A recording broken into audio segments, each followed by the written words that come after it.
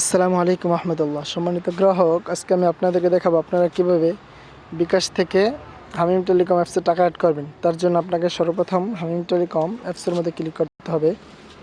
অ্যাপসের মধ্যে ক্লিক করার পরে এমন একটা অপশন আসবে। তো এখানে দেখেন অ্যাড ব্যালেন্স লেখা রয়েছে, অ্যাড ব্যালেন্সে ক্লিক করবেন। তারপর এখানে মেইন সিলেক্ট করবেন, তারপরে কনফার্মে ক্লিক করবেন।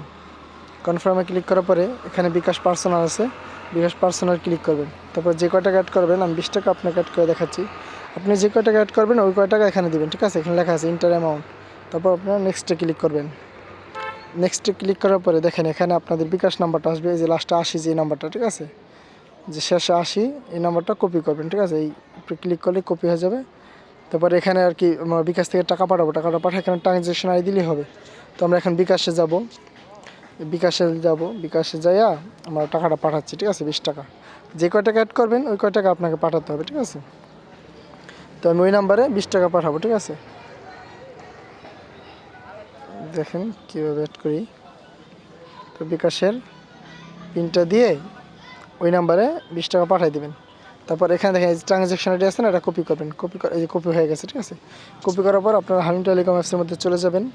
চলে যাওয়ার পর এখানে এই ট্রানজ্যাকশন আইডি দিয়ে দিবেন, যেটা এই বিকাশ থেকে কপি করছি, ঠিক আছে?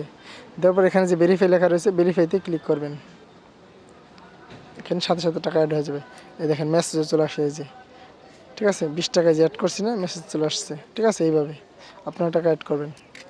তারপরে যদি কোনো কিছু না বোঝেন তাহলে নিচে দেখেন আমাদের এখানে হোয়াটসঅ্যাপ আছে, টেলিগ্রাম আছে, তারপরে এখানে কল নাম্বার আছে, ঠিক আছে? আপনারা এখান থেকে আমাদের সাথে যোগাযোগ করতে পারবেন। এই যে হেল্পলাইন আছে, ঠিক আছে? নাম্বারে কল দিয়ে যোগাযোগ করতে পারবেন।